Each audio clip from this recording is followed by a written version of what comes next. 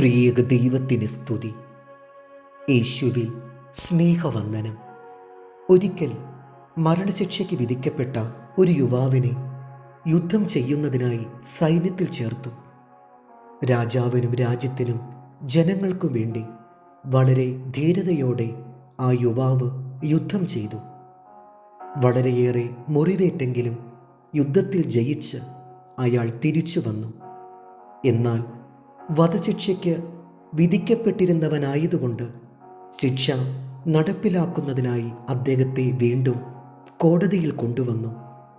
യുദ്ധസമയത്ത് ആ യുവാവ് ശത്രുക്കളിൽ നിന്നേറ്റ മുറിവുകൾ രാജാവിൻ്റെ ശ്രദ്ധയിൽപ്പെട്ടു.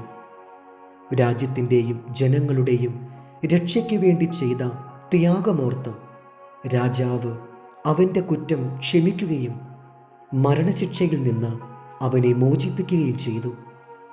മാത്രമല്ല, വളരെയേറെ ബഹുമതികളും സ്ഥാനമാനങ്ങളും നൽകി ആദരിക്കുകയും ചെയ്തു. സാത്താനുമായുള്ള പോരാട്ടത്തിൽ നമ്മുടെ സഹോദരങ്ങളുടെ രക്ഷയ്ക്ക് വേണ്ടി ധൈര്യത്തോടെ ക്രിസ്തുവിൻ്റെ പക്ഷത്തു നിന്ന് യുദ്ധം ചെയ്യുന്നവർക്ക് പാപക്ഷമ കൊടുത്ത് അവൻ്റെ പാപച്ചീട്ടിനെ ദൈവം കീറിക്കളയുന്നു. അപ്രകാരമുള്ളവർ ദൈവരാജ്യത്തിലെത്തുമ്പോൾ അവർക്ക് ഒരു രാജ്യവും കിരീടവും ദൈവം വാഗ്ദാനം ചെയ്യുന്നു.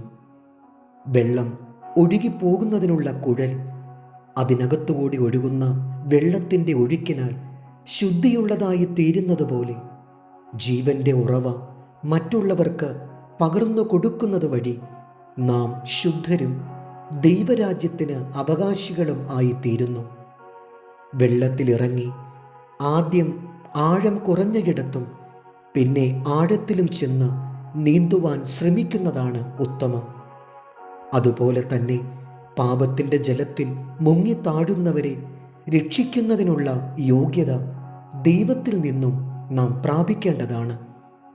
എൻ്റെ ശക്തി ബലഹീനരെ ശക്തരാക്കുന്നു എന്ന സത്യം തിരിച്ചറിയാതെ ശേഷിക്കുറവ്, അയോഗ്യത എന്നീ തടസ്സങ്ങൾ പറഞ്ഞ് സ്നേഹ ശുശ്രൂഷയിൽ നിന്ന് നാം പിന്മാറുന്നു. ഹിമാലയ പർവ്വതത്തിൽ പ്രകാശം പരത്തുന്ന മിന്നാമിനുങ്ങിനേക്കാളും അന്ധകാരം മൂടിയ വനത്തിൽ ശോഭിക്കുന്ന ചില ചെടികളെക്കാളും സമുദ്രത്തിലെ മീനുകൾക്ക് പ്രകാശം കൊടുക്കുന്ന ജലജീവികളെക്കാളും എത്രയോ ശോഭയോടുകൂടി ദൈവമക്കളായ നമുക്ക് പ്രകാശിക്കുവാൻ കഴിയും. 2 കൊരിന്ത്യർ 12:9. ആകയാൽ ക്രിസ്തുവിൻ്റെ ശക്തി എൻ്റെ മേൽ ആവസിക്കേണ്ടതിന് ഞാൻ അതിസന്തോഷത്തോടെ എൻ്റെ ബലഹീനതകളിൽ പ്രശംസിക്കും. ദൈവം നമ്മെ അനുഗ്രഹിക്കട്ടെ. കർത്താവിൽ എളിയ ശുശ്രൂഷകൻ ഈരാളിലച്ചൻ.